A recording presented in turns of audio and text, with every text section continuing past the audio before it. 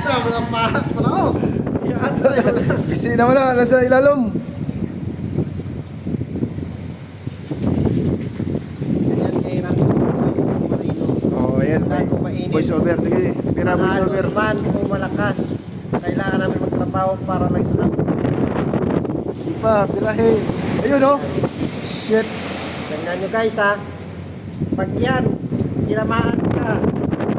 Siguro, Mahiya ka out rin. Mahiya ka rin bumangon. Mahiya ka rin bumangon, pero kailangan bumangon para lang sa mga anak. Para sa pamilya. Paano pag wala pang anak? Para sa sarili. Wala sa akin. Sa Ayun oh. Shit.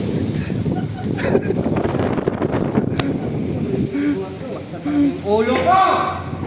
Chick, basa pala yun.